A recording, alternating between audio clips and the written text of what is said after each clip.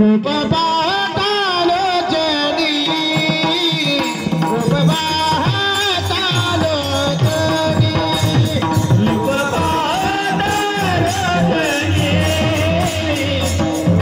रूप पाहतालो जनी रूप पाहतालो जनी रूप पाहतालो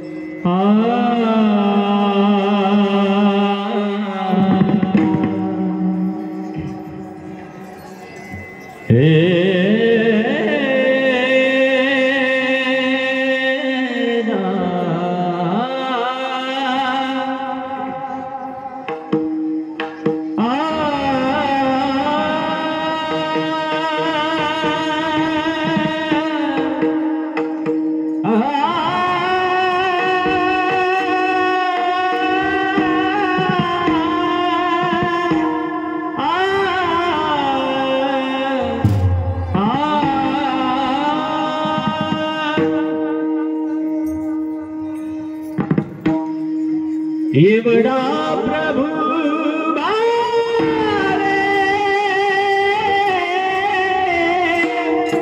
एवढा प्रभु भावे, एवढा प्रभु भावे, एवढा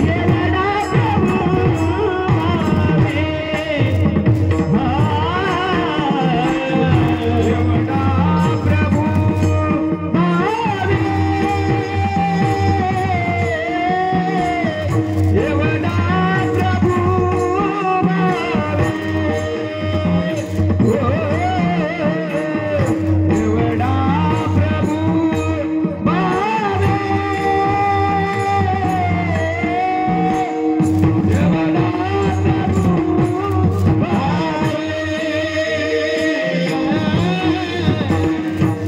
एवढा प्रभु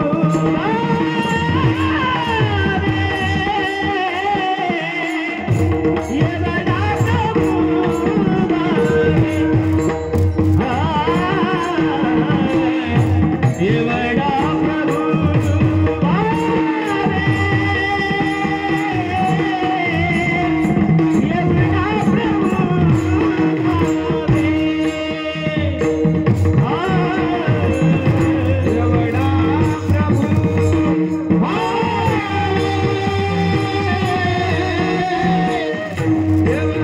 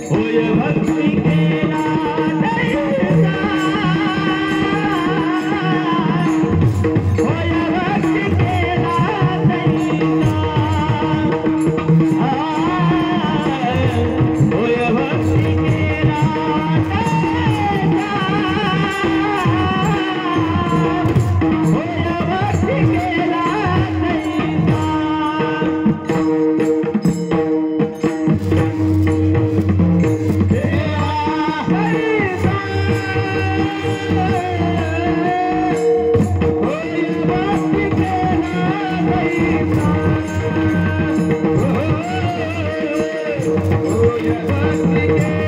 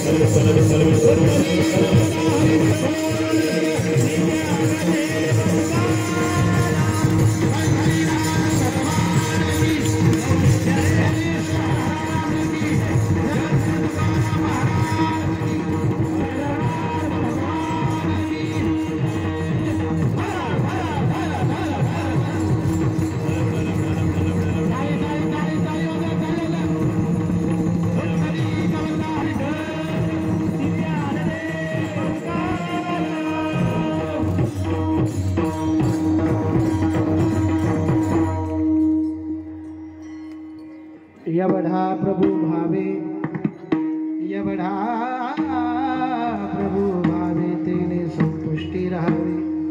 होय भक्ती केला तैसा पुरवी धरावी इच्छा। यवढ़ा जगदानी मागे तुळसी दळ पाणी। होय भक्ती केला तैसा पुरवी धरावी ते इच्छा।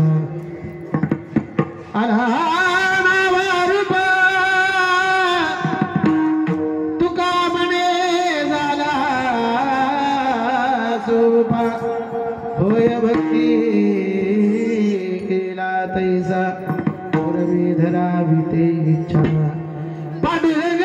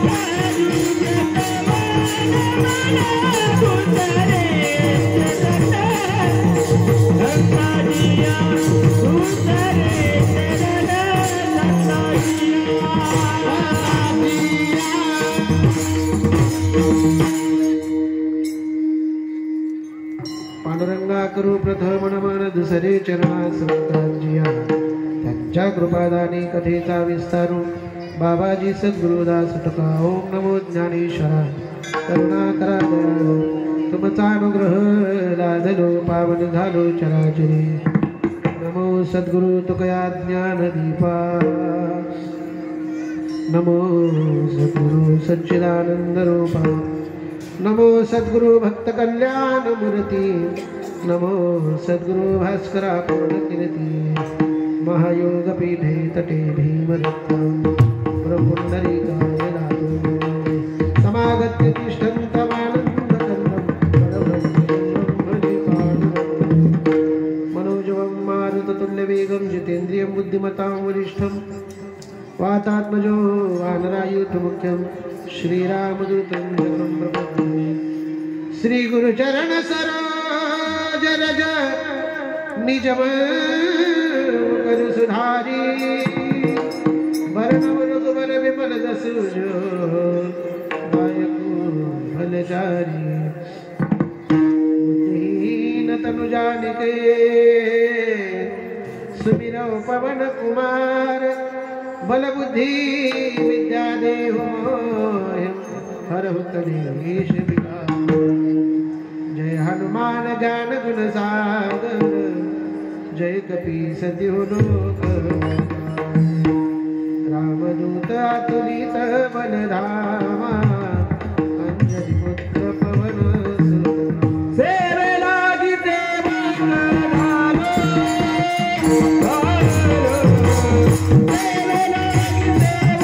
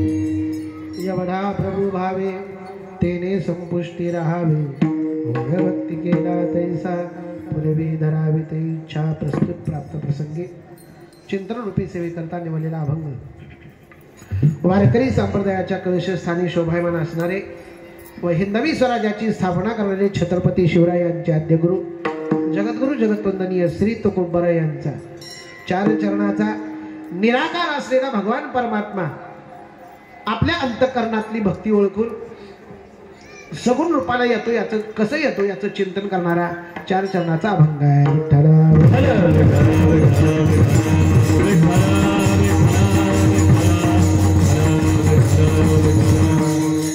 चिंतनाला सुरुवात करण्यापूर्वी अल्पसा परिहार. गेली अनेक वर्षापासून सुरू असलेला भैरवनाथाच्या जयंती निमित्तचा हा भव्य दिव्य अखंड हरिनाम सप्ताह या वर्षीचं वर्ष आहे 13 वर्ष. 12 वर्ष झालं की कुठलीही साधना फलद्रूप होत असते. आपण दुसऱ्या तपाकडे वाटचाल करत आहोत. 13वं वर्ष आहे आणि या 13व्या वर्षामध्ये भगवान भैरवनाथाची सेवा करण्याचं भाग्य मला प्राप्त होत आहे. वास्तविक पाहताना पात्रताना अभ्यास. तुम्ही म्हणाल मग महाराज का उभा राहिलात? त्याचं एकमेव कारण आहे, सेवके करावे सांगितले काम तेथे मी तुपण कामाने. सेवकानंही मालकानं सांगितलेलं काम केलं पाहिजे. या निमित्तानं मी या ठिकाणी उपस्थित आहे.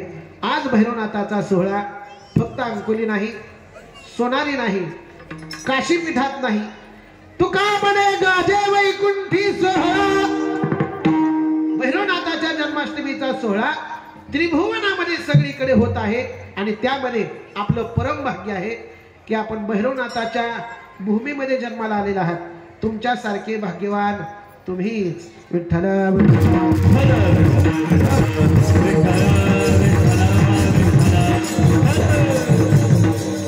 तुम्ही जन्मल्यापासून आतापर्यंत तुम्हाला दररोज भगवान भैरवनाथाचं दर्शन होत आहे. आता किती जण घेतात हे तुम्हाला माहिती आहे. आपापल्या भक्तीचा श्रद्धेचा प्रश्न आहे. परंतु 13 वर्ष आपण हा सप्ताह अखंडितपणे सुरू ठेवलेला आहे. आपल्याला धन्यवाद द्यावे तेवढे थोडे आहेत. समस्त गावकरी मंडळी, समस्त ग्रामस्थ मंडळी, समस्त सप्ताह कमिटी मंडळी आणि त्यामध्ये विशेषत्वानं मी ज्यांना दरवर्षी ब्रह्मा, विष्णू आणि महेश म्हणतो, सगळेच मालक झाले की संसार नीट होत नसतो. कोणी तर कुणाच्या पाठीमागे जावं लागतं. तसा संपूर्ण गावात आमचे तिन्ही गुरुजींना पुढे केलं आणि त्यांच्या पाठीमागे सर्वांनी साथ देऊन गेली 13 वर्ष झालं हा अखंड हरिनाम सप्ताह आपण सगळेजण साजरा करत आहात. आपल्याला धन्यवाद द्यावे तेवढे थोडे आहेत. विठ्ठला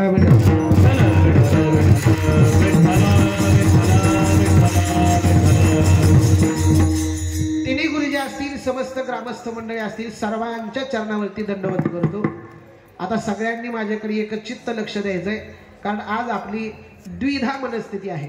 एक तर भैरवनाथाची जयंतीचा जन्माष्टमीचा आपण सोहळा साजरा करतोय आणि दुसरी गोष्ट थोड्या वेळातच सगळ्यांच्या कपाळाला इथं पण गुलाल लागणार आहे आणि मंदिराच्या बाहेर पण बोला की इथं पण गुलालच लागणार आहे आणि बाहेर पण गुलाल. फक्त इथं कसं आहे इथं सगळ्यांना गुलाल लागणार आहे आणि बाहेर ज्याच्या लक्षात आलं त्याला धन्यवाद. विठ्ठला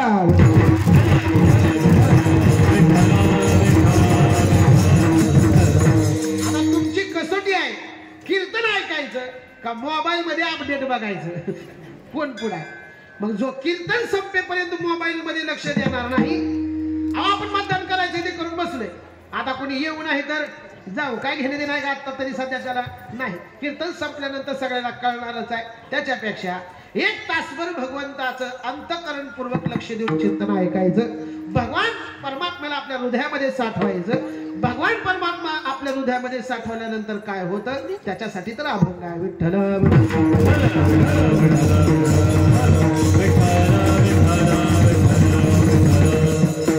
फक्त सगळ्यांना एक विनंती आहे. माझ्या कीर्तनाचे 2 नियम असतात. पहिला नियम असा आहे कीर्तन सुरू झाल्यापासून संपेपर्यंत कुणी हाताने टाळी वाजवायची शाब्बास. कोणी विठ्ठल विठ्ठल भजन करायचं नाही. मग काय करायचं महाराज सर्वांगाचे काम करायचं.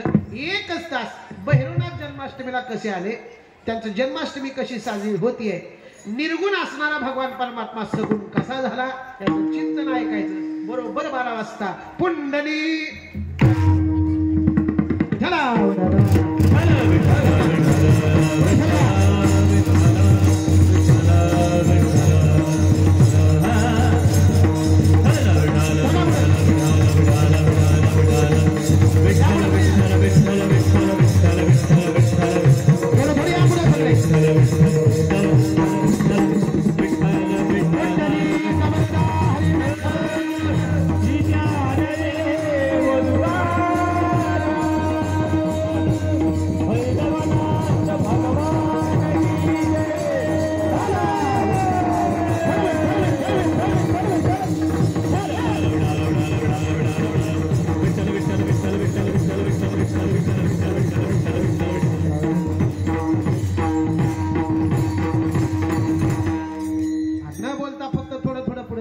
ऐका. अभंग जगद्गुरु तुकोबरायांचा 4 चरणाचा महत्वाचा जो डोळ्याला दिसत नाही तो आपल्या समोर भैरवनाथाच्या मूर्तीच्या रूपाने कसा आला याचं चिंतन करणारा अभंग आहे. वास्तविक पाहता या जगामध्ये भगवंताशिवाय दुसरं कोणी मोठं आहे का बोला. आपण मोठे आहेत का देवापेक्षा. काय काय जणांना वाटतं मी खूप मोठा आहे. नाही बाबा त्याच्या पुढे कुणाची सत्ता चालू शकत नाही. चाले हे शरीर कोणाची असत्य कोण बोलविते हरिवेल देखवी ऐकवी एक नारायण तयाचे भजन चुकू नको. महाराज म्हणतात जो भगवान परमात्मा सगळ्या विश्वाला चालवतो. ऐका तुझी सत्तेने सूर्याशी चालणे वेदासी बोलणे तुझी सत्ते.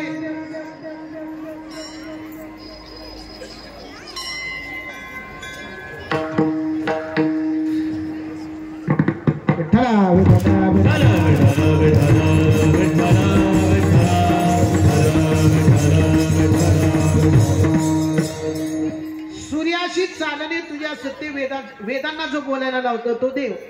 सूर्य ज्याच्या सत्तेने चालतो तो देव. आपण ज्याच्या सत्तेने चालतो तो देव. आणि असा भगवान परमात्मा दिसतो का बोला दिसतो का. त्याचं भजन कसं करावं महाराज. 2 वर्षापूर्वी 2019ला एक रोग आला होता. त्याचं नाव काय सगळ्यांना माहिती आहे. कसला होता तो कोरोना. दिसला का कोणाला दिसलाय का नाही दिसला. मग जो दिसला नाही मग रोग नव्हता का होता. मग दिसत तर नव्हता मग रोग नव्हता का होता. दिसत नसलेल्या एखाद्या कोरोनाच्या विषाणूवर आपला विश्वास आहे मग न दिसणाऱ्या देवावर का ठेवू नये आम्ही. मग देव नाही का आहे ना महाराज. एक जण म्हणला महाराज देव दाखवा. मी म्हणलं देव दाखवायची गरज नाही तो अनुभवावा लागतो. देव दाखवता येत नाही तो अनुभवावा लागतो. कसं काय तिथं लाईट आहे बघा. लाईटीला ते वायर जोडलेलं आहे. जोपर्यंत लाईट वायर मधला करंट त्याच्यापर्यंत पोहोचत नाही तोपर्यंत तो प्रकाश देत नाही. मी म्हटलं बाळा दिसतो का तुला तो फोकस? ते मला दिसतोय ना. त्याच्यामध्ये करंट आहे ना? त्यानं मला असल्याशिवाय प्रकाश दिसतो का? मी म्हणलं दाखव त्याच्यामधला करंट. ते म्हणला महाराज तुमचा का वरचा स्क्रू ढिला आहे का? तुला का अहो महाराज काय करंट दिसत नसतो, करंट दिसत नसतो पण तो असतो. मी म्हणलं कसं काय असतो? त्यानं म्हणला त्याच्यासाठी त्याला धरावं लागतंय त्यावेळेस कळतंय. ते लक्षात सगळ्याच्या करंटला ज्यावेळेस धरतो त्यावेळेस आपल्याला कळतं की त्याच्यामध्ये करंट आहे. तसं देव दिसत नसतो, त्याची अनुभूती घ्यावी लागते. कसा? ज्ञानोबाने हरिपाठात सांगितलं दुधामध्ये लोणी आहे का? तुम्ही बोलता का जाऊ घरी? मी पण सांगा. हा बरोबर, दुधामध्ये लोणी आहे पण दिसतं का? नाही महाराज. त्याच्यासाठी मंथन करावं लागतं. मंथोनी नवनीता तैसे घ्या नंता. ज्या पद्धतीनं दुधामध्ये लोणी आहे दिसत नाही, त्याच्यासाठी घुसळण करावं लागतं. तसा देव आपल्या हृदयात आहे. भैरवनाथ आपल्या अगोदर होतेच, फक्त त्यांची अनुभूती येण्यासाठी त्यांचं भजन करावं लागतं. भैरवनाथ भगवान की, भैरवनाथ भगवान की, भैरवनाथ भगवान की. हे भजन करावं लागतं नित्य. मग असा भगवान परमात्मा आहे तरी केवढा? कारण जो आपलं शरीर चालवतो, जो विश्व चालवतो, तो आहे तरी केवढा? जगद्गुरु तुकोबाने म्हणतात एवढा.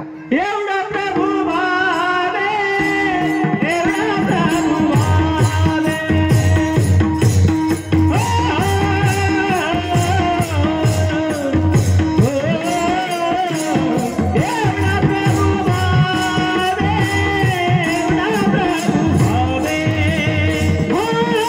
एवढा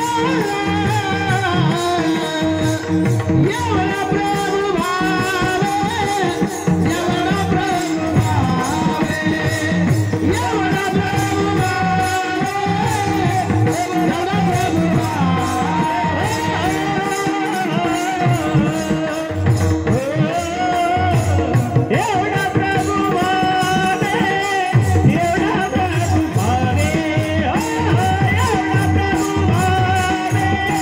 एवढा प्रभू भावे. एवढा प्रभू भावे, एवढा प्रभू भावे. एवढा प्रभू भावे, एवढा प्रभू भावे.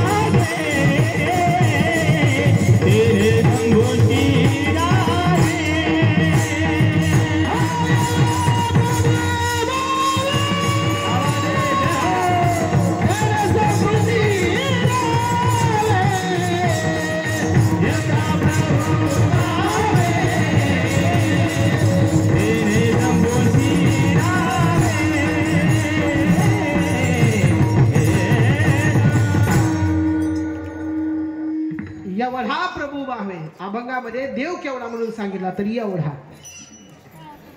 आता आज घरचा महाराज असल्यामुळे गुळ नाही, साखर नाही, काहीच नाही. पण आहे का? महाराज घरचा आहे आज.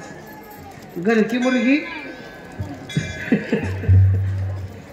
मी तुमच्या पुढे इथं माझ्यापुढे जर गुळ असता तर मी एक जणांना खायला दिला असता. गुळ खाल्ला तुम्ही, कसा लागतो सांगा बरं? बाकीचे काय खाल्ला नाही का अजून? गुळ कसा लागतो खायला? गोड लागतो. किती गोड लागतो? महाराज हे काय सांगायला येते का आता? नाही सांगता येत. गोड लागे परी सांगताची नये. अहो गोड लागतं महाराज इथपर्यंत ठीक आहे, पण किती गोड लागतो सांगता येत नाही. तसा देव केवढा आहे, एवढा आहे, एवढा म्हणजे केवढा सांगता येत नाही. पण तुकोबरायांनी सांगितलं आणू रेणू या ठोकडा आणि तुका आकाशा. देव दिसायला किती आहे तर कोरोनाच्या विषाणूपेक्षा छोटा आहे, दिसायला दिसत नाही. मग मोठा किती आहे तर आकाशापेक्षा मोठा आहे. आणि तुकोबरा अभंगात म्हणतात एवढा मोठा देव ठेवायचा आहे कुठं? कणगीत. ठेवायचा कुठं? हृदयात. ठेवायचा आहे कुठं? हृदयात. भैरवनाथाला ठेवायचं कुठं? मंदिरात. आणि तुम्ही घरात. भैरवनाथ कुठं? हृदयात. मग एवढा मोठा देव आमच्या एवढ्या एवढ्या हृदयामध्ये राहतो का महाराज? प्रश्नच आहे की 10 लिटर पाणी बसेल एवढी घागर आपल्याकडे आहे, त्याच्यामध्ये जर 20 लिटर पाणी टाकायला लागलो तर भरतं का? नाही महाराज. मग हा देव एवढा मोठा हृदयात राहतो कसा? त्याचा तुकडा टाकला, एक शब्द टाकला भावे. तो देव कसा राहतो तर आमच्या अंतकरणात जर भाव असेल तर तो देव हृदयात राहतो.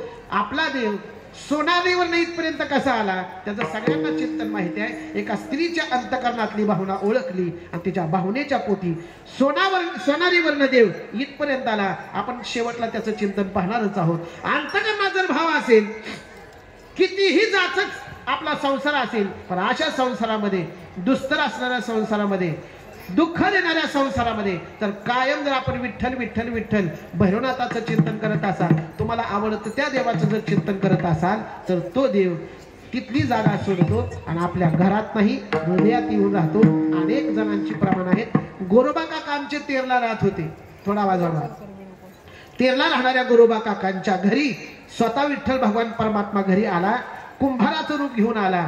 आपल्या रुक्मिणी मातेला कुंभारीन केलं आणि गाढव केलं, गरुड आला. बघा ऐका, गोरोबा काका तेर मध्ये राहतात, पण तुमच्या जिल्ह्यातला पंढरपूरचा देव आमच्या धाराशिव जिल्ह्यामध्ये येऊन गोरोबा काकांच्या घरी काम करू लागतो.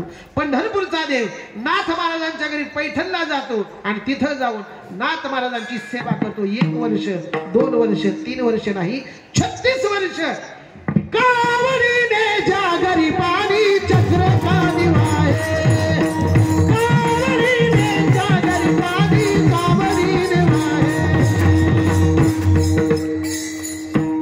कावडी घेऊन, कावडीनं स्वतः भगवान परमात्म्यानं गुळ आणून ठेवलाय. बघू नका त्याच्याकडे, माझ्यासाठी आहे. ऐका ऐका ऐका. कावडीनं 36 वर्ष नाथ महाराजांच्या घरी याच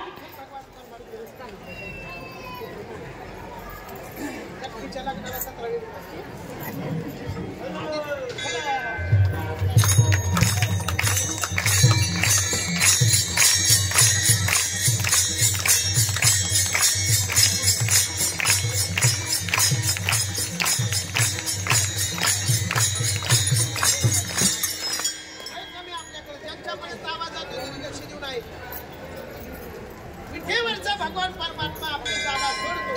ज्यांच्या जगतात त्याच्याविषयी श्रद्धा आहे त्याच्या घरात जाऊन राहतो, कामत करतो. हा भैरवनाथ आपल्या इथं एका स्त्रीच्या अंतकरणाच्या भावनेपोटी इथपर्यंत आले आणि त्याचं चिंतन आहे. आवडता शब्द आहे भाव गेलेले आहे. स्वतः भगवान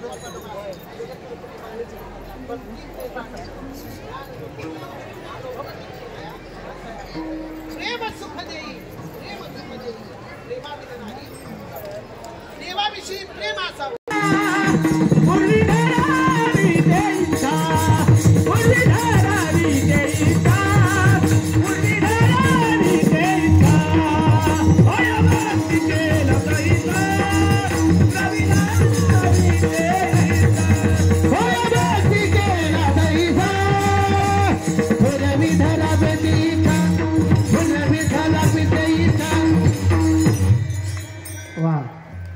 भक्ती केला तैसा. जशी तुम्ही इच्छा धराल तसा तो भगवान परमात्मा होतो. सोनारी मधला देव इथपर्यंत कसा आला सांगा. सांगतो महाराज, सगळ्यांना तुम्हाला पाठ आहे, पण आजच्या अभंगाला अनुसरून मी चिंतन सांगणार आहे. भैरवनाथाच्या जन्माष्टमी निमित्त कीर्तन आहे. तर ऐका. भैरवनाथ सोनारीला राहायला आले, तिथं गंगा निर्माण झाली. पण आपल्या गावातली एक माता माऊली, जे नवीन आहेत ना त्यांनी ऐका लक्ष देऊन, आपल्या गावातली एक माता माऊली दररोज संध्याकाळी भैरवनाथाला भेटण्यासाठी सोनारीला जायची.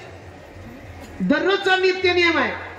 ऐका, आपण भक्ती करायला लागलो, आपल्याला चांगलं म्हणणाऱ्याची संख्या कमी असते, पण नाव ठेवणाऱ्याची संख्या, बोला की, जो चांगलं वाटतो त्याला चांगलं म्हणणाऱ्याची संख्या कमी असते आणि नाव ठेवणाऱ्याची संख्या जास्त असते.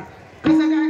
चांगला रस्ता असला की त्याला गतिरोधक असतात आणि चांगला माणूस असला की त्याला विरोधक 100% असतात. कशी देतील मला बोलणं. तसं ती माता माऊली चांगलं भजन करायची, भैरवनाथाची इथून तिथपर्यंत जाऊन सेवा करायची, दर्शन घेऊन परत माघारी यायची. पण लोकांना ते बघवलं नाही, लोक नावं ठेवायला लागले.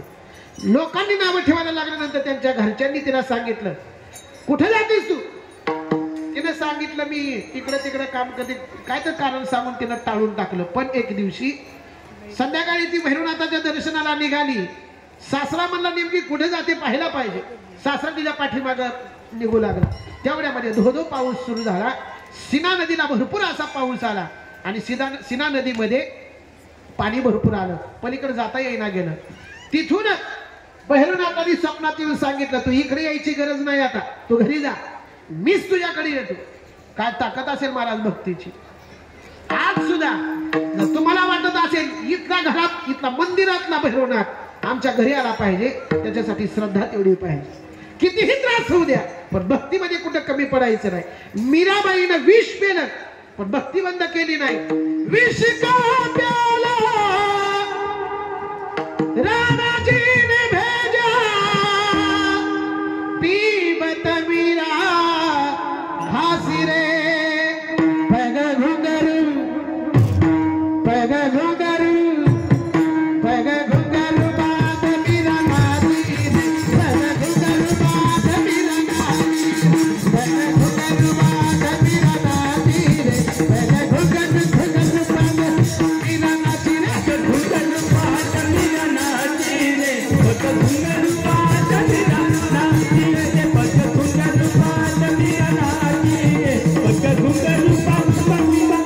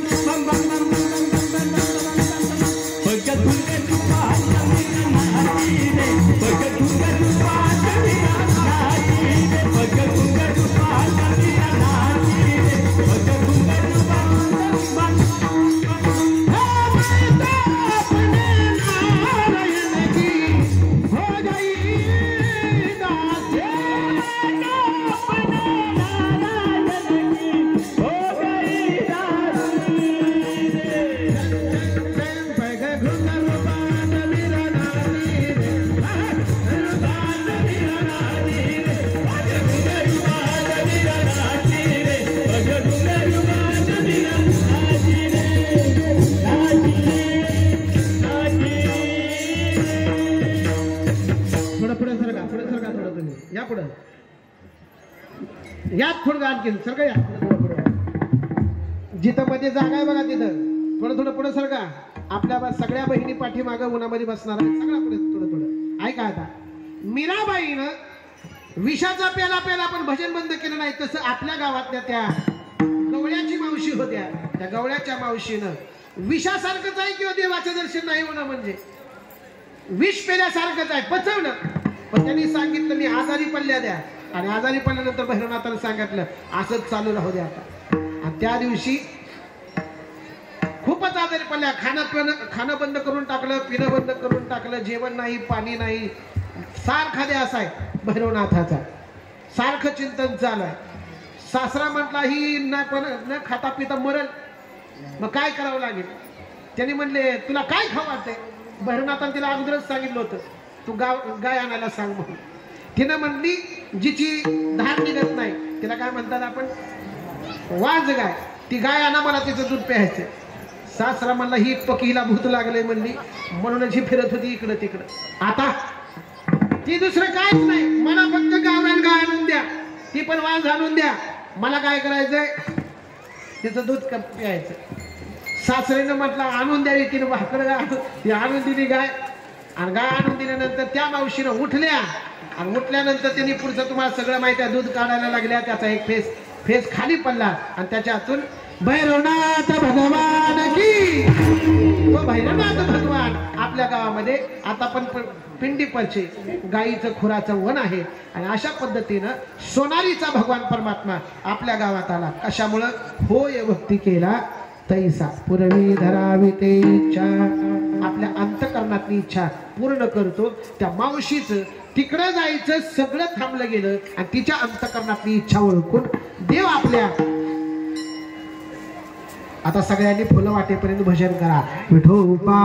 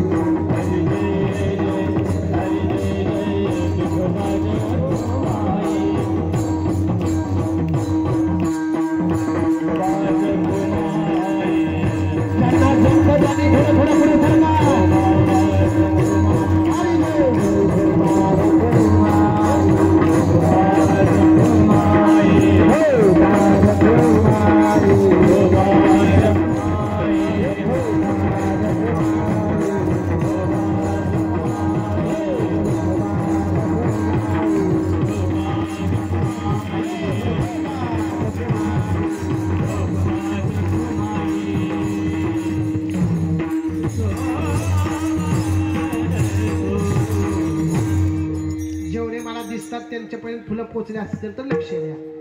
आपल्या गावातल्या त्या गवळीन मावशीची अवस्था कशी झाली होती माहिती आहे का?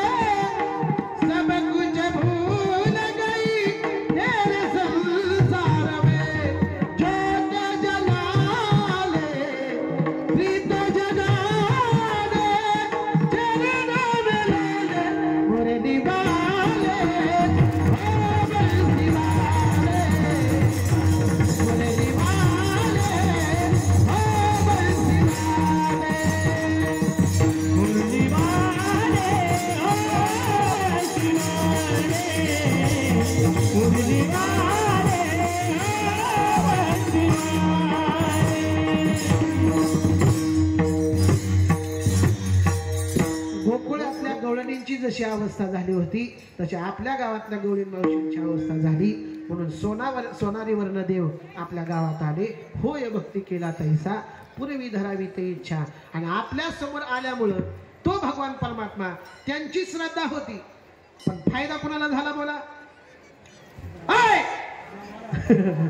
गावाला नाही, पंचक्रोशीला झाला. अरे मुंबई पासून लोक इथपर्यंत दर्शनाला येते. एवढा मोठा एकाच्या काय वारे आणि उगवी अनेकांचे कोणी अनेकांची दुःख संपादन करण्यासाठी संपवण्यासाठी भैरवनाथाने. आता बोला सगळे लक्ष देऊन ऐका. आज आपल्याला भैरवनाथाचा जन्माष्टमीचा सोहळा, जयंतीचा सोहळा साजरा करायचा होता. जर देव आपल्या गावात नसता तर कुठे जावं लागलं असतं? बोला की राव. बोला की हे बोला की सोनाली सोनालीचा देव आमच्यासाठी त्या मावशीचा आपल्यावर काय आहे उपकार आहे. आपण त्या मावशीचं सुद्धा अंतकरणापासून श्रद्धेनं त्यांना विनंती केली पाहिजे तुम्ही परत आमच्या गावात या, परत आमच्यामध्ये राहा आणि अशीच भक्ती आमच्या गावातली वाढली पाहिजे. म्हणून असा देव आपल्या हातात आला. आता तो किती सोपा झाला माहित आहे का? एवढा जगदानी आणि मागे तुळशीदळ पाणी. आजपर्यंत सोनालीला जाणाऱ्या मावशींसाठी तो भगवान परमात्मा इथं दारात उभा राहिला आणि त्यांना म्हणू लागला द्या नैवेद्य मला. आता कोण मागायलाय कोण? जगाचा मालक, ज्याच्या पुढे आम्ही जाऊन भीक मागतो तो भगवान परमात्मा आपल्या दारात आज आपल्याला भीक मागतो. हे भक्तीचं श्रेष्ठत्व आहे. म्हणून भक्ती केली पाहिजे. असा भगवान परमात्मा जो दिसत नव्हता, जो आपल्याला कधीच दिसू शकत नाही, असा भगवान परमात्मा आपल्या गावात आला आणि इतका सोपा झाला की तो आम्हाला दररोज दर्शन देऊ लागला. आला नावा रूपा तुका म्हणे झाला सोपा. इतका सोपा झाला की आम्ही आज त्यावरती फुलं टाकू शकतो, आम्ही त्याला नैवेद्य देऊ शकतो, आम्ही त्यांचं दररोज दर्शन घेऊ शकतो. नव्हे त्यांचा मोबाईल मध्ये फोटो काढून आमच्या घरी घेऊन आला. लक्षात तुमच्या देव दिसत होता का? नाही.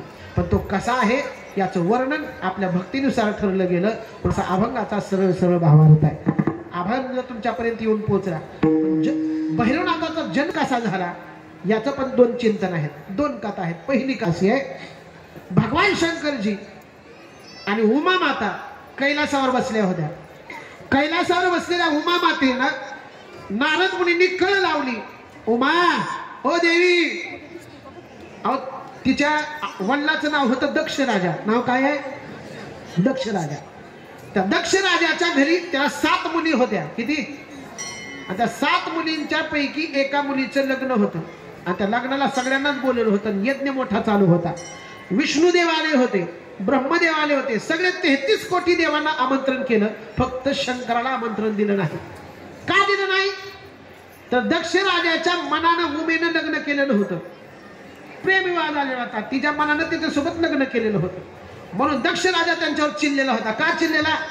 आता भगवान शंकरजी राहते सांगा बरं. स्मशान अंगाला काय लागेल? उघडे राहते. बरीचशी राख लावत नाही, साड्याची राख लावते, चिता भस्म लावते. बरोबर आहे? अंगाला लावते. विभूती काय ओढते. बरं त्यांच्याजवळ माणसं नाही टाळकरी म्हणून. त्यांच्याजवळ ते वेहताळे नाचती, वेहताळे नाचती,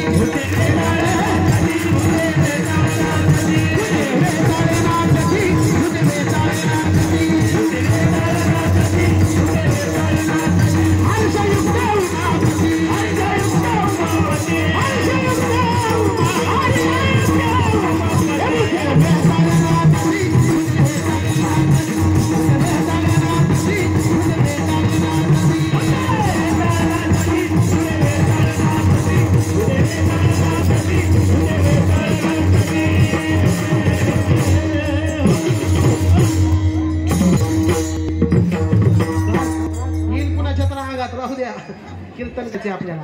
आता चाला अशी का म्हटली सांगा बरं. भूत नाचत असं नसतील.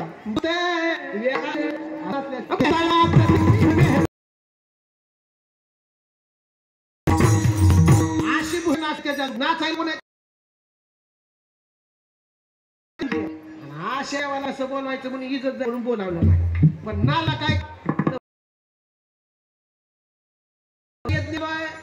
सगळी असं तडून गर्दी भरली म्हणले तुमच्या सासरवाडी. तुम्हाला बोलवलं नाही. त्यांनी म्हणले लईचा जावाई आला की त्याच्यासाठी पुरणपोळीचा स्वयंपाक. 3 प्रकारचा जावाई आहे. साखऱ्या जावाई, भाकऱ्या जावाई आणि तुकड्या जावाई. साखऱ्या जावाई कुणा म्हणायचं? मुंबईचा जावाई साखऱ्या जावाई, सोलापूरचा जावाई भाकऱ्या जावाई आणि गावातला जावाई तुकड्या. का तुकडा उभा का? लक्षात आलं का? तिने म्हणजे आपण गरीब आपल्याला कोण बोलावणार आहे? नाही. पण बायाचा हट्ट काय साधा असतंय का? स्त्री हट्ट सगळ्यात मोठा आहे. स्त्री उमा म्हणली मालक गेलं पाहिजे आपल्याला. अरे आपल्याला आमंत्रण नाही आणि बिना आमंत्रणाचं सासरवाडी जायचं नसतंय. हा धर्मशास्त्राचा नियम आहे. म्हणून बुजगावण्यानो जी बिना बोलावता सासरवाडीला जातोय का त्याची फजिती होते असते. महादेवाने सांगितलं, मी सांगत नाही. महादेव सांगतो बिना आमंत्रणाचं सासरवाडीत जायचं नसतं. ती म्हणली सासरवाडीत तुम्हाला जायचं नसतं, पण माहेरची वाट माता मावळीला आडवी असते का? आम्हाला कधी बी जायला जाऊ नको, अनंत होईल. आणि मालकाचं नाही आले की आई की फजिती होत असते. लक्ष देऊन ऐका कीर्तन. आपल्याला जर वाटत आहे की आपलं पतीचं श्रेष्ठता हवं, आपल्या काळाचं कुंकू सदैव जिवंत राहावं, त्या माता मावळीला मालकाची इच्छा असेल तशा पद्धतीने राहायला पाहिजे. शंकरांनी सांगितलं अगं जाऊ नको. उमा म्हणली नाही नाही मी जाणारच, तुम्ही अडवलं तरी सुद्धा मी जाणार, तुम्ही या किंवा न या. उमेनं निघाली, तर तर तर तर करत गेली. तिथं सगळ्यासाठी आसनं टाकलेली होती. विष्णूचं आसन होतं, ब्रह्मदेवाचं आसन होतं, गणपतीला आसन होतं, फक्त आसन नव्हतं कोणाचं? महादेवाचं. तिला राग आला. बघा, तिला खरी ओरिजिनल पत्नी तिला म्हणायचं. आपल्या जर मालकाचा आपल्या माहेरामध्ये जर अपमान होत असेल ते तिला सहन न होणे ही खरी पतिव्रतेचं लक्षण आहे. सहन नाही झालं तिला. तिथं यज्ञ कुंड मोठा पेटलेला होता. त्या यज्ञ कुंडामध्ये तिने आपला देह समर्पित केला, जळून भस्म झाली. ही बातमी शंकराला कळाली. शंकराच्या तळपायाच्या मस्तकाला गेली. आपला हात जमिनीवरती आपटला आणि त्याच्यामधून भैरवनाथ भगवान की जय. पहिला भगवान परमात्मा भैरवनाथाची उत्पत्ती त्या ठिकाणी झाली. 11 विकराळ असं रूप आहे आणि त्या 11 विकराळ रूपामध्ये त्यांनी बोललं, विचारलं काय आज्ञा आहे? जावा दक्षाच्या यज्ञाचा संहार करून टाका, दक्ष मारून टाका. तिथून नीट भैरवनाथ निघाले, दक्षाच्या ठिकाणी आले, सगळ्यांना मारून टाकलं आणि दक्षाचं मुंडकं उडवून टाकलं. पुढचा कथा बघा असा आहे, जो भगवान शंकराचा अपमान करतो त्याला शिर राहत नाही. मग त्याला शिर कुणाचं येते माहिती आहे? बोला की कुणाचं? कुणाचं? योगेश बाप्पाचं? शिळीचं बोकडाचं तोंड त्या दक्ष राजाला बसवण्यात आलं. मग जो या जन्मात येऊन भगवान शंकराचं भजन करत नाही, पुढच्या जन्मात कोण होता तो? पुढच्या जन्मात कोण? लक्ष्मी आहे का? देव म्हणतो या जन्मामध्ये ह्याला 2 हात देऊन चुकी झाली, ह्याला 2 हाताचे काय करायचं? आता 4 पाय करायचं. ह्याला 4 पायाचं बोकड करायचं का? हा महादेवाची निंदा करतो. म्हणून कीर्तनात येऊन प्रत्येकानं टाळी वाजवली पाहिजे. नाही टाळी वाजवल्यावर काय होते आहे का? होतात हातोरी करा एकदा सगळ्यांनी. नाही भजन केल्यावर काय होते आहे का? घ्या महाराजांचं सगळ्यांनी. मागचे पाकिस्तानातून आलो का? शाबास करा सगळ्यांनी. आणि एक साथ सगळ्यांनी टाळी वाजवायची.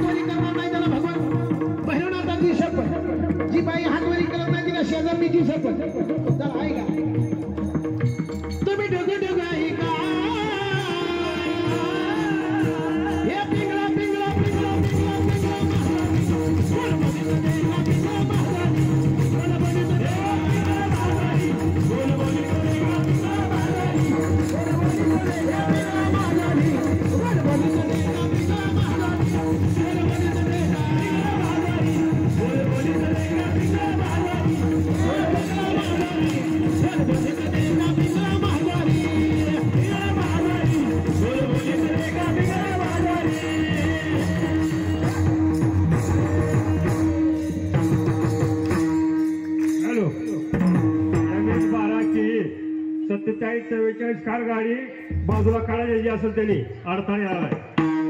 भैरवनाथ भगवान की माईक वरची थोडं थांबा. ह्यांचा आवाज बघू आता कसा आहे ते. जेवण करून आला ना सगळ्यांनी एकदा करी नाही आला आम्ही बी तसंच आहो. मग अहो तुम्ही घरून तुमचं गाव असताना तुम्ही उपाशी आला. आमचं तर लई लांब 140 किलोमीटर लांब. करा हातवर एकदा. भैरवनाथ भगवान की भैरवनाथ भगवान की भैरवनाथ भगवान की. वा वा वा. आता आहे का लई जणांनी टाळी वाजवली पण काय कुचर हरभरे म्हणले वाजव टाळी वाजव. त्याचं सांगायचं कामच असतं वाजवायचं जास्त. आता नाही टाळी वाजवण्यासाठी काय होतं ऐका लक्ष देऊ. आपण कथेवर येणार आहेत परत आणखी पण नाही टाळी वाजवल्यावर काय होतं ऐका. महाराज म्हणतात आपण प्रत्येक जण जन्माला आलोय मरण्यासाठी आलोय का इथं मुक्काम करण्यासाठी आलोय. मरण्यासाठी आलोय. सरते शेवटी गा काळ बांधून नेईल सरते शेवटी गा काळ बांधून नेईल. आपण मेल्यानंतर आपल्याला काळ बांधून नेतो. नेल्यानंतर वरी यम विचारतो अंकुलीमध्ये जन्माला होतास. हो महाराज अंकुलीत जन्माला होतो. गावामध्ये 13व्या वर्षानिमित्त सप्ताह होता का. होता की महाराज. तिथे योगेश बाप्पाचं जन्माष्टमीचं कीर्तन होतं का. होतं ना महाराज. त्यांनी सगळ्यांना टाळी वाजवायला लावली होती. वाजवली होती का. तेवढं चुकलं बघा महाराज. आता तुझं चुकी झाली तुझी. तशी भगवान शंकराची निंदा केल्यानंतर काय होतंय. खंती ते न करा होणे गाढव पुत्रा. तसं भजन कीर्तनात बसून जर टाळी नाही वाजवली तर काय होतंय. हे जरी नाही काल जणी दुसरा येईल. हे जरी नाही काल सरत शेवटी गा काळ बांधून नेईल. सरत शेवटी गा काळ बांधून नेईल. एका जनावरी आमचे काय वाजाईल. आमचं सांगायचं काम आहे. आता तुमचं ऐकायचंय का नाही ते तुमचं काम आहे. नाही वाजवली तर तोटा होतो. काय होतं या 2 हाताचे 2 पाय होतात. म्हणून प्रत्येक माणसाने लक्ष देऊन ऐका. जन्माला आलोय तर भजन करून घेतलं पाहिजे. म्हणून जन्माष्टमीनिमित्त कीर्तन आहे. तसं दक्ष राजाचं शिर तुडवलं गेलं आणि त्या ठिकाणी एक कथा अशी सांगते भैरवनाथाचा जन्म झाला. आता दुसरा जन्म कसा झाला माहिती आहे का. ब्रह्मदेव आणि विष्णुदेव या दोघांचं भांडण लागलं. कोणाचं भांडण लागलंय. कोणाचं जावाचं. हा बाप लेकाचं. शाबास. आता तिथं बाप लेकाचं भांडण लागतं यात नवला. इथं लागलं यात नवला. तिथं बी लागलं भांडण. मी श्रेष्ठ का तू श्रेष्ठ. बाप म्हणायचा मी श्रेष्ठ आहे. विष्णूजी म्हणायचे मी श्रेष्ठ आहे. दोघांचं भांडण लागलं. आता दोघांचं भांडण मिटना गेलं. तेवढ्यामध्ये तिथं नारद मुनी आले. त्यांनी म्हणले मगाची पासून ऐकतोय काय गोंधळ चालू आहे. त्यांनी सांगितलं ब्रह्मदेव म्हणले मी विश्व निर्माण केलंय मी मोठा आहे. विष्णूजी म्हणले यांनी जरी मोठं केलं असलं तर याचं पालन मी करतोय मी मोठा आहे. ऐका ऐ जमीन घेणारा मोठा का ते राबणारा मोठा. त्याच्यामध्ये फक्त घेऊन घरी झोपणारा मोठा का शेतीमध्ये राबणारा मोठा. दोघांचं भांडण लागलं. कोणच मागं सरला तयार नाही. नारद मुनींनी सांगितलं तुम्ही एक काम करा. बद्रिक आश्रमामध्ये संत मंडळीची बैठक चालू आहे. तिथं जावा आणि तिथं गेल्यानंतर तुम्ही त्यांना विचारा तुम्ही मोठे काय हे मोठे. ठीक आहे म्हटले. 2 जण. आता बघा आपली जागा सुरली आणि कोण मोठा याच्यासाठी आपली जागा सोडून संतांच्या घरी आले आणि संतांना विचारतात. संतांनी देवाला पाहिलं की दोघांनाही नमस्कार केला. संतांनी उठून नमस्कार केल्यानंतर ब्रह्मदेव म्हणले तुम्ही विष्णू देवाला नमस्कार केला मला नमस्कार केला. त्या ऋषी मुनींनी सांगितलं मी विष्णू देवाला बी नमस्कार केला नाही आम्ही आणि तुम्हालाही नमस्कार केला नाही. आम्ही नमस्कार केला शिवजीला शंकराला नमस्कार केला. त्यांनी म्हणले आम्ही तुमच्या पुढे शंकर तर दिसतच नाहीत. त्यांचं कसं दर्शन घेतलं. त्यांनी सांगितलं या जगामध्ये जरी देव वेगवेगळी दिसत असली तर या जगामध्ये देव एकच आहे. सबका मालिक.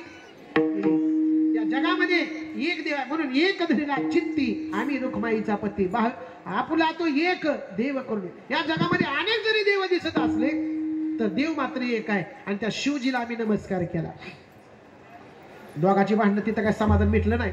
त्यांनी म्हणले मग आता कुठं जावं. त्यांनी सांगितलं आता तुम्ही काय करा ब्रह्मपुरीला जावा. तिथं गेल्यानंतर तुम्हाला कळेल कोण श्रेष्ठ आहे. तिथे गेले. तिथे गेल्यानंतर विचारलं, तिथेही त्यांना तेच उत्तर भेटलं, श्रेष्ठ कोण आहे? शिवजी श्रेष्ठ आहे. त्यांनी सांगितलं आता तुम्ही वेदपुरीला जावा, जिथं वेद आहेत त्यांना विचारा श्रेष्ठ कोण आहे. वेदांनीही सांगितलं या जगामध्ये श्रेष्ठ कोण असतील तर शिवजी असतील. दोघांनाही राग आला. राग आल्यानंतर ती भांडण काय मिटना गेलं म्हणून शंकरांनी आपला डावा हात खाली आपटला आणि त्याच्यामधून भैरवनाथ भगवान की. भैरवनाथाची तिथं दुसरी उत्पत्ती, दुसरी कथा अशी आहे की तिथं त्यांची उत्पत्ती झाली आणि त्यांनी सांगितलं ब्रह्मदेवाचं आणि विष्णुदेवाचं भांडण चालू आहे, तिथं जाऊन तुम्ही मिटवा. ते तिथं आले. आल्याबरोबर 11 रूप दिसायला लागलं. तुम्ही कोण? आजपर्यंत बघितलं नाही, तुम्ही कोण? त्यांनी सांगितलं मी शिवजीचा अवतार आहे आणि तुमचं भांडण मिटवायला आलं. त्यांनी सांगितलं काय भांडण आहे? एक काम करा, एक जण पाताळात जावा, तिथं माझ्या पादुका आहेत, त्याचं दर्शन घेऊन तुम्ही या. विष्णूला सांगितलं तुम्ही कुठे जावा? पाताळात जावा आणि माझं दर्शन घेऊन, पादुकाचं दर्शन घेऊन या. आणि ब्रह्मदेवाला सांगितलं तुम्ही स्वर्गात जावा आणि स्वर्गात जाऊन माझा तिथं मुकुट आहे, तो मुकुट तुम्ही घेऊन या. जो कोणी अगोदर मुकुट किंवा पादुका घेऊन येईल तो श्रेष्ठ. आता दोघं बी गेले. कोण कोण गेले?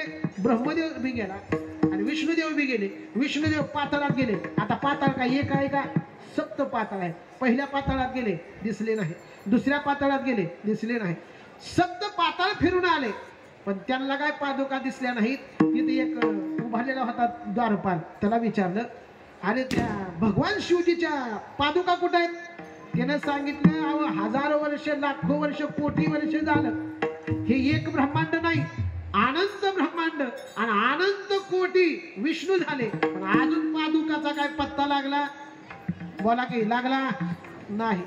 तुम्हाला काय लागला म्हणजे तुमच्यासारखे असे हजारो विष्णू येऊन गेले तिथे, आतापर्यंत नाही लागला कुणाला तपास. विष्णुदेवाने आपलं इमानदार होते ते आपलं महागारी तसंच आले. ब्रह्मदेव गेले होते कुठं? स्वर्गामध्ये. तिथं गेल्यानंतर सगळ्या देवतांनी त्यांची पूजा केली आणि पूजा केल्यानंतर त्यांनी सांगितलं महादेवाचा कळस कुठं आहे? कळस विठाला विठाला. हॅलो, MH12 KE 4744 ही कार गाडी बाजूला काढा, नंतर बाहेर उडल्यानंतर गाडी पेटल. लक्षात घ्या, 2 वेळा सांगितले.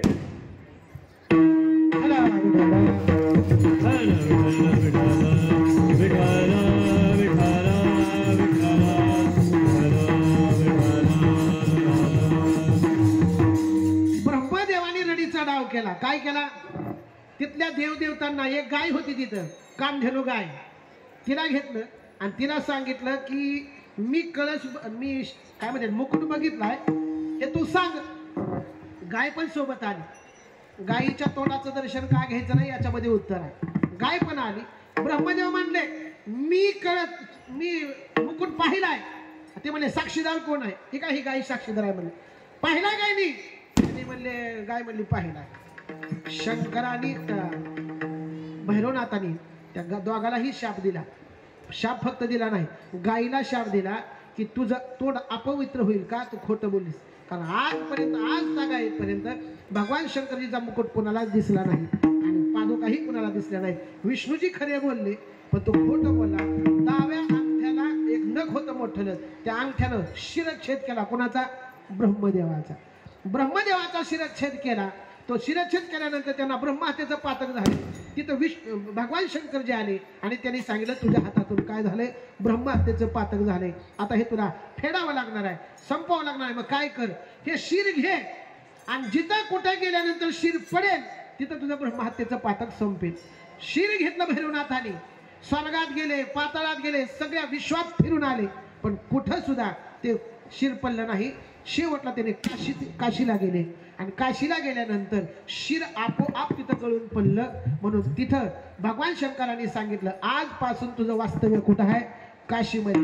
काशीमध्ये काय करतात ते तर येणाऱ्या जाणाऱ्या संकटावरती क्षेत्रपाल म्हणून काम करतात. म्हणून आपल्यावरती सुद्धा येणारी संकट जर घालवायची असतील तर आपल्या सगळ्यांचं कुलदैवत काय आहे?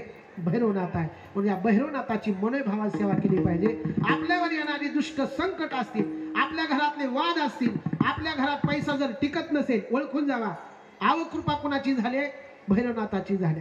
भैरवनाथाचं तिथं पाप गेलं पण आता काय झालं माहिती आहे का? आपण थोडं पुढं चला.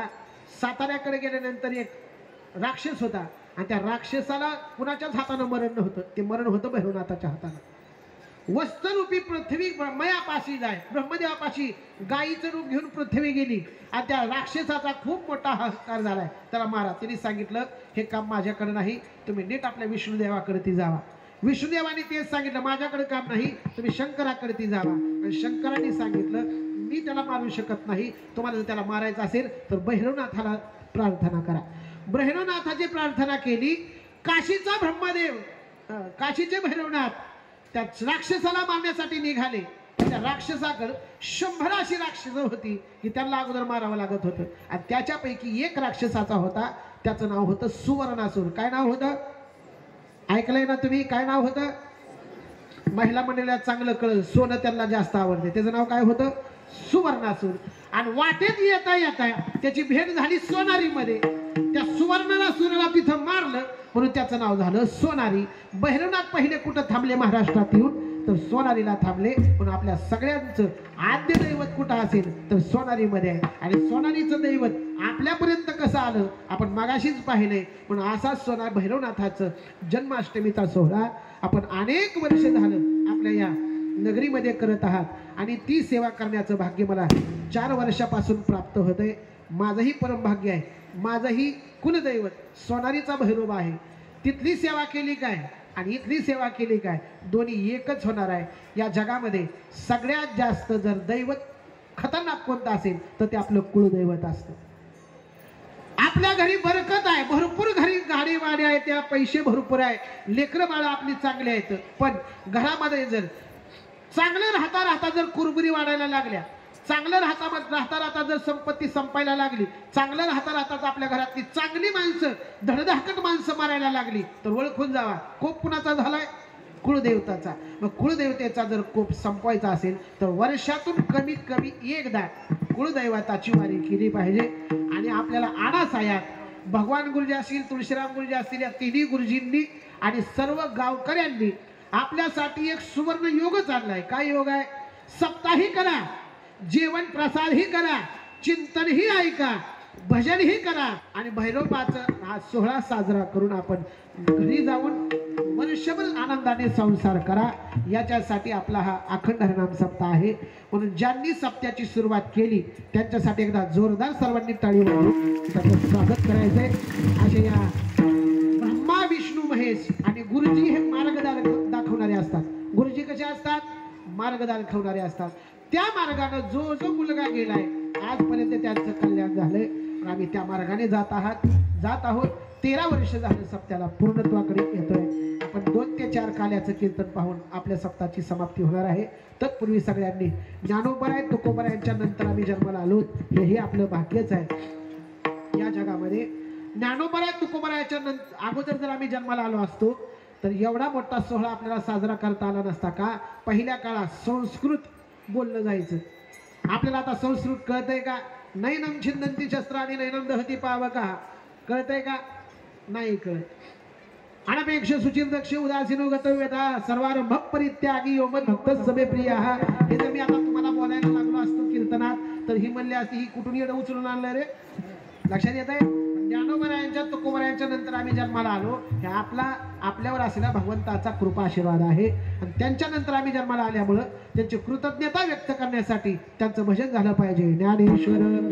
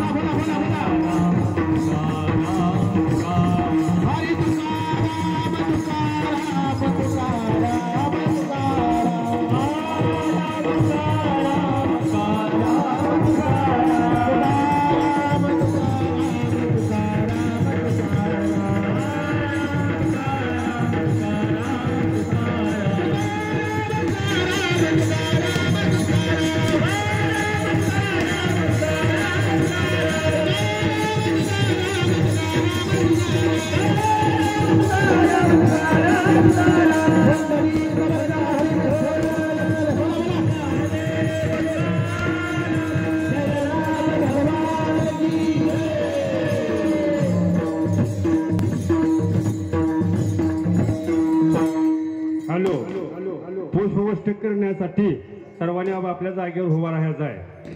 फुलं टाकल्यानंतर आपल्या देवाची आरती होईल. देवाची आरती झाल्यानंतर संतांची आरती झाल्यानंतर महिला मंडळ पडेल्या साईडला बसायचं आहे. प्रसाद घेण्यासाठी पुरुषांनी आलेला बसा.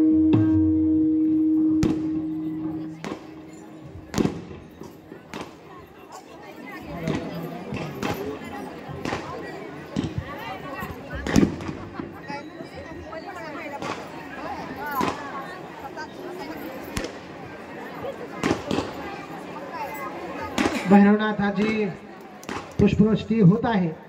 त्या अगोदर आपलं हृदय कसं असावं आहे का? सजादा घर का गुलशन सा मेरे भैरवनाथ आए हैं. सजादा घर का गुलशन सा मेरे भैरवनाथ आए हैं. मेरे भैरवनाथ आए हैं. मेरे भैरवनाथ पुंडलीक वरदानी विठ्ठल श्री ज्ञानदेव बहिरंगाच बहिरंगाचे चांग भले.